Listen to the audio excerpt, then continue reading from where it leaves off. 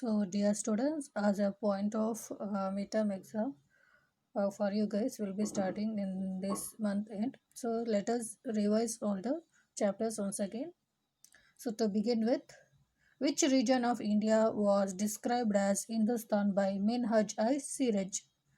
So, Minhaj Siraj used the term, which term? Hindustan, to describe which places?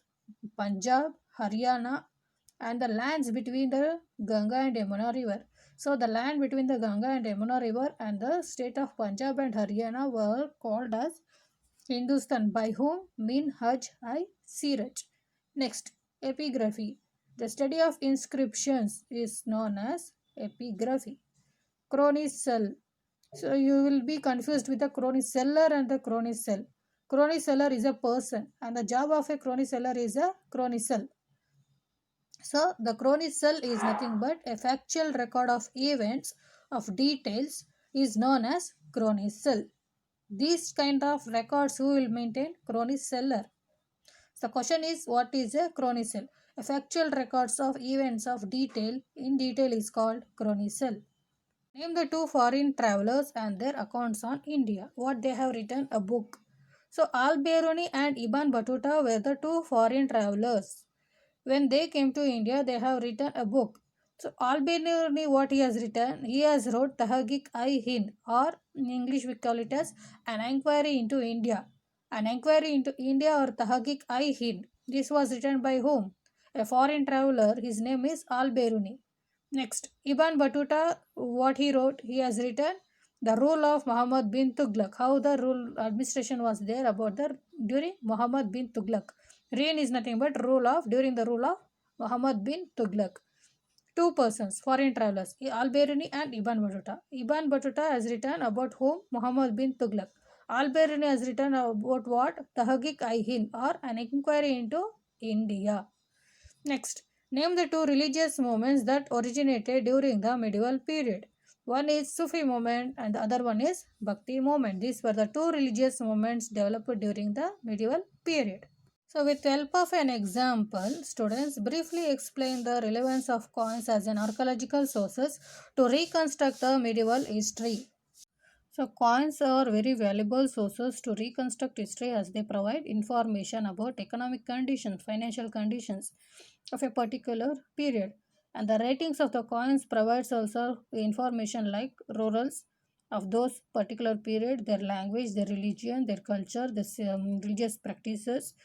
And the coins of the one ruler who found in distant land also suggest the trade and contacts with another kingdom, also other information. Then why do you think India has so many different names? Give reasons. India has so many different names because in the past it has been ruled and governed by many different rulers.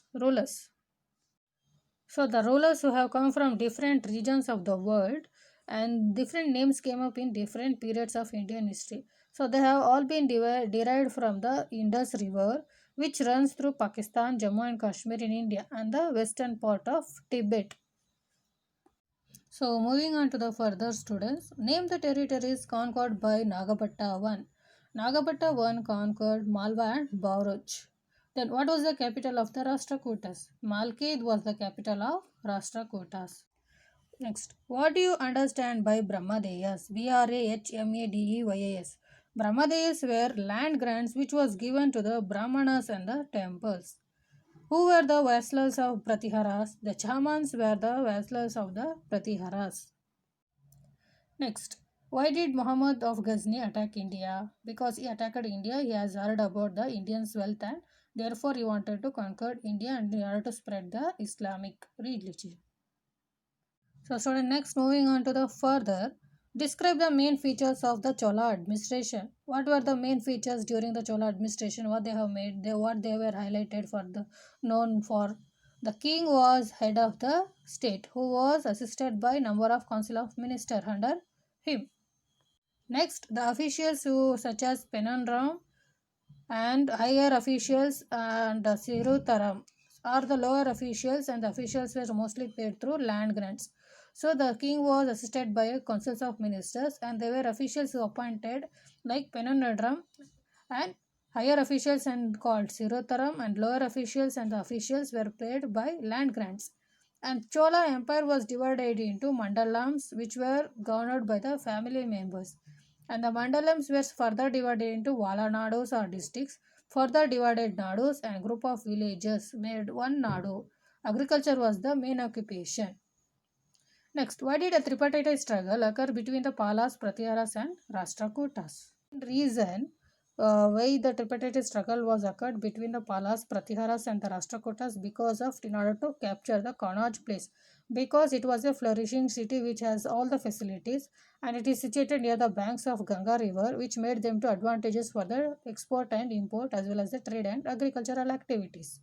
And therefore the conquest of Kannauj will be essential as a part of political supremacy in order to gain supremacy over the political administration or the authority. And even the fertile Gangetic Valley made the Palas, Pratiharas and the Rashtrakutas to conquer the Kannauj. So next question will be briefly explain the reasons for the agricultural development during the Chola period.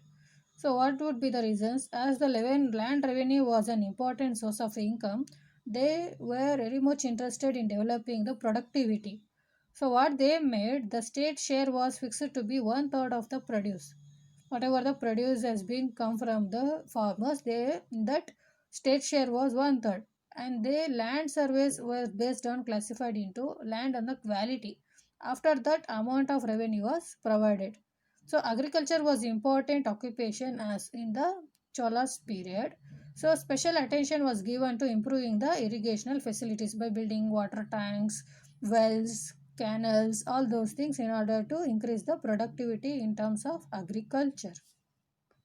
So moving on to the further students, next question would be, what do you understand by Deen-i-Ilahi? Deen-i-Ilahi was a new religion. So this was order led by whom? Akbar. And it was not a new religion rather than a moral code based on the belief in one God, universal fraternity, mutual respect and peace, the values and that are accepted by all religion. So Deen-i-Ilahi is a was a order which was laid down by the Akbar. His intention was behind this was in established Deen-i-Ilahi. So it was a place where all the religious headers used to place over there and they used to discuss about the good and bad of the religion practices. So this was established by whom? Akbar. So this was based on thought of what? Belief in one God, universal fraternity, mutual respect and care, and in order to have peace in the state. This was the reason behind establishing of Deen-i-Ilahi.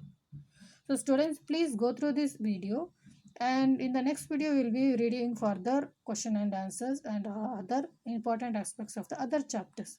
So now please go through the question and answers and we will be discussing the same question and answers in the live session, and you need to write once or twice in your classwork notebook and copy down the same into the classwork, and please write it one time and read the answer. And please, while answering in the midterm exam, go through the refer the classwork and refer the textbook. You need not to go through the Google. And many of you in the so far two tests you have written from the Google. So please stop it and please complete the classwork as early as possible and read the textbook. Thank you.